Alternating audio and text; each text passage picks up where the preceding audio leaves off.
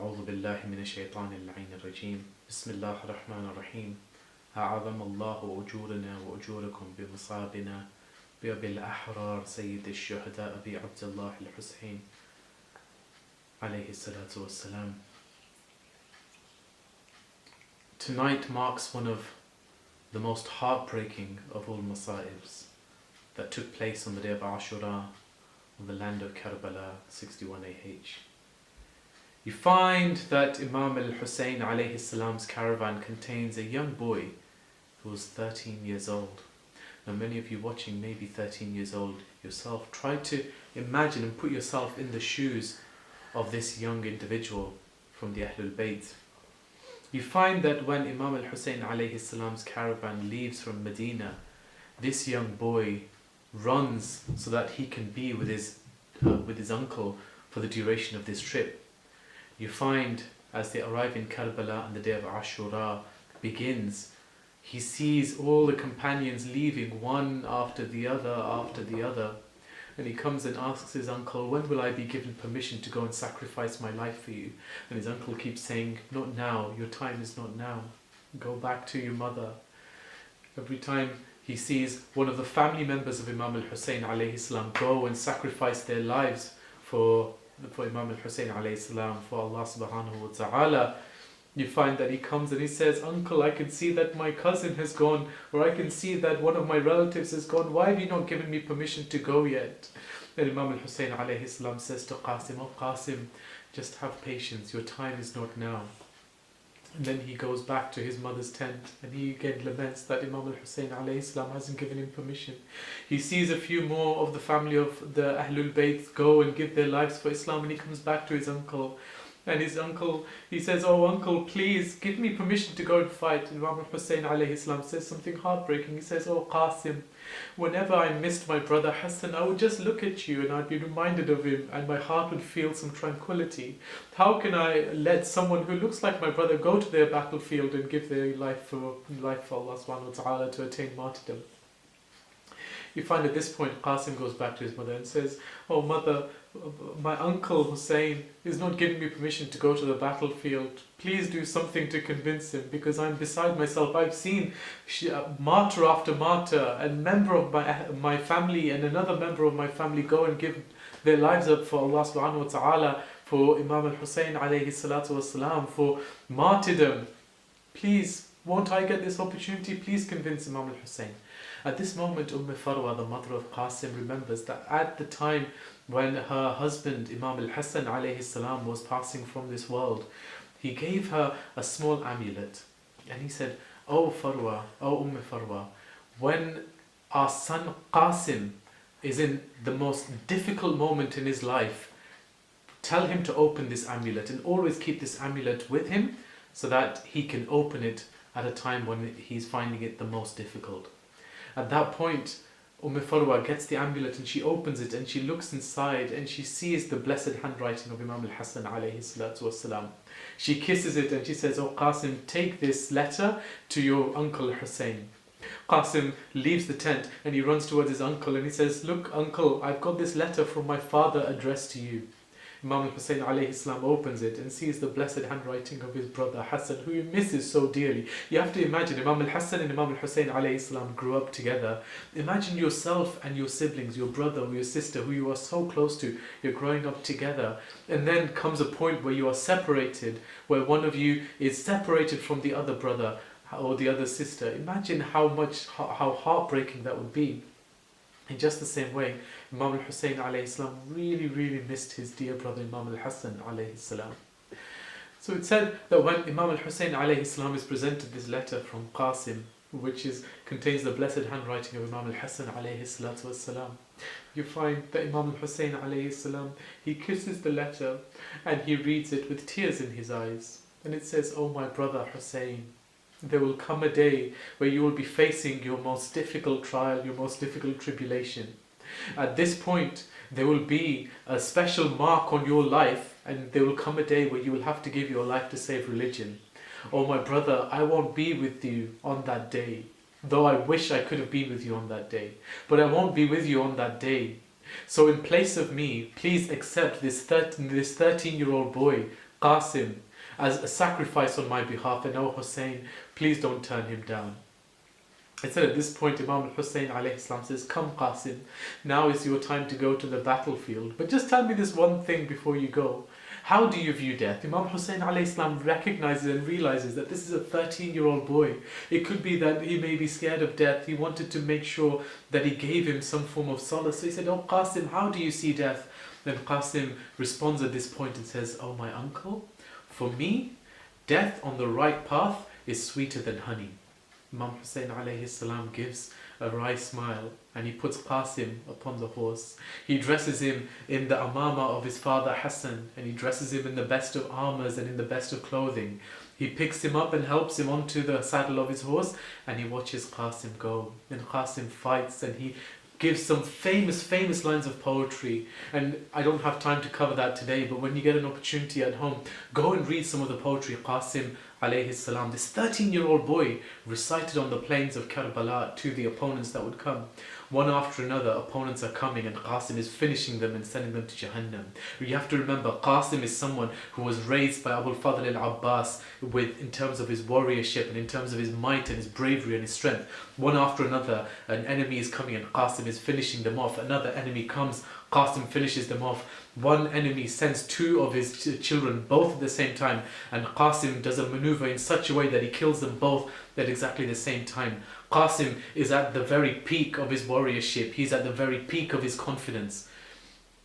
It said at this point, the enemies realized that this is someone who's trained by Abu al-Fadl al-Abbas. There is no way that they will be able to finish him in one-to-one combat. So after sending the two brothers together, they then send a group of individuals and they all start circling Qasim.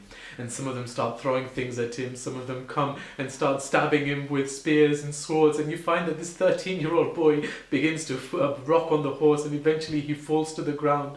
You find as Qasim begins falling to the ground, he calls out to his uncle, Ya Aba Abdullah, alaykum minni salam, that, oh my uncle Hussein, I bid you my final salutations. At this point, Hussein's heart trembles because he knows that this is someone who has been sent as a shabir, as a mirror individual of his brother Hassan. It's almost as if he can feel his brother Hassan falling again. After his last martyrdom, he's falling again and he's being martyred again. Imam al-Hussein alayhi salatu wasalam, with his trembling heart, runs to the battlefield and he carries his sword with him to try to help Qasim back. It is said that when the enemy see Imam al-Hussein alayhi salam running towards them, it is said that at this point they become scared because everyone is frightened of this son of the Lion of God. It's said that as they're running away, they begin to lose their way. The horses start dashing in one direction when the person riding the horse wants them to move in another direction. In that confusion, it's said that one horse runs over the body of Qasim and another and another and another. And as Imam Hussein alayhi salam arrives at the body of Qasim, he sees that Qasim's body from the hooves of the horses has been cut into 1,000 pieces. And it's said at this point, Imam Hussein breaks down near the body of Qasim alayhi salam and he says, oh Qasim, you called me with your final sound. One of the most greatest griefs that I will die with is that you called me, then I could not get to you in time to give you any salvation, any support, or any peace in your final moments. It's said a bit further on in the Tariq of Karbala, in the history of Karbala, there comes a point where Imam al-Hussein alayhi salam is entirely by himself. It's said that at this point he takes the body of Ali al-Akbar and the body of Qasim. He sits in between the body of Ali al-Akbar and the body of Qasim. On one side he has that Aba in which he's gathered the pieces of Qasim, and on the other side he's got the body of Ali al-Akbar. It's said that Hussein alayhi salatu wassalam, he sits down in between these bodies. He looks around. He's by himself. Abu al-Fadl al-Abbas has given his life. He's already buried his 6-month-old Ali al-Asghar. These are the final moments of Hussein. You find before he goes to the battlefield, he's just wandering around, and at that point he sits between the body of Qasim and Ali al-Akbar. He puts one hand on the body of Qasim and one hand on the body of Ali al-Akbar. At this point he echoes a very heartbreaking cry. Putting one hand on the body of Qasim, one hand on the body of Ali al-Akbar, he looks up at the skies and he screams, Wa ghurbata! Oh my Allah, I am completely destitute today. Everything I had, I've given for you. Inshallah, let's all rise for the Matam of Qasim. آئے قاسم کے جنازے پہ کیا درد کا منظر ہے، قاسم کے جنازے پہ کیا درد کا منظر ہے، سب خون میں بھرا صحرا پوشاک دریدہ ہے، سب خون میں بھرا صحرا پوشاک دریدہ ہے، پامال بدن سارا ہے، پامال بدن سارا اور خاک کا بستر ہے، قاسم کے جنازے پہ کیا درد کا منظر ہے، قاسم کے جنازے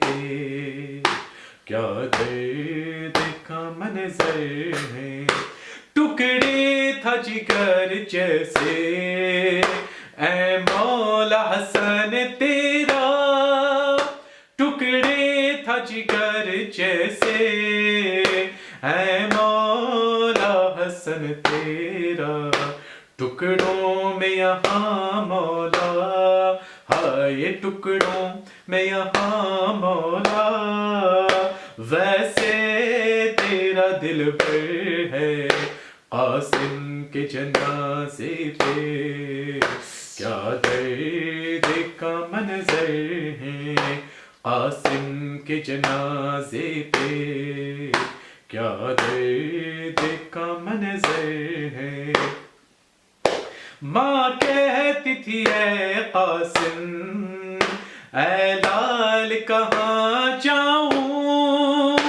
ماں کہتی تھی اے قاسم اے لال کہاں جاؤں، گھیرے ہوئے خیموں کو ہائے، گھیرے ہوئے خیموں کو کفار کا لشکر ہے، قاسم کے جنازے پہ کیا درد کا منظر ہے، قاسم کے جنازے پہ کیا درد کا منظر ہے، ایک گٹھری میں لاتے ہیں شبیر کارن سے، ایک گٹھری میں لاتے ہیں شبیر کارن سے، آواز فلک آئی ہائے، آواز فلک آئی، لختے دل شبر ہیں، قاسم کے جنازے پہ کیا درد کا منظر ہے، قاسم کے جنازے پہ کیا درد کا منظر ہے، شاہ کہتے تھے اے قاسم کیوں تجھ کو اجل آئی، شاہ کہتے تھے اے قاسم کیوں تجھ کو اجل آئی، سینے میں میرے بیٹا، سینے میں میرے بیٹا ایک درد کا خنجر ہے، قاسم کے جنازے پہ کیا درد کا منظر ہے، قاسم کے جنازے پہ کیا درد کا منظر ہے، ریحان ذرا سوچو لاشیں تو 72 ہیں، ریحان ذرا سوچو لاشیں تو 72 ہیں، رونے کے لیے تنہا ہائے، رونے کے لیے تنہا شبیر کی خواہر ہے، قاسم کے جنازے پہ क्या दर्द का मंज़र है कासिम के जनाज़े पे, क्या दर्द का मंज़र है, क्या दर्द का मंज़र है। पर Muhammad wa ala Muhammad salawatullah salli ala Muhammad wa ala Muhammad wa ajil farajahum. We pray Allah subhanahu wa ta'ala with his choicest of blessings and mercies accepts this small ibadah, this small offering of good gestures and good amal, inshaAllah. We pray that Allah subhanahu wa ta'ala keeps everyone that's watching safe and sound at home, and that He protects you from the very many trials and tribulations of this time, including the trials and tribulations of coronavirus as well. And inshallah, we pray that may all of you at home go from strength to strength, upholding the true azar of Imam al-Hussein alayhi salatu wasalam. Please recite Surah Al-Fatiha, but before that, the loudest of salawats.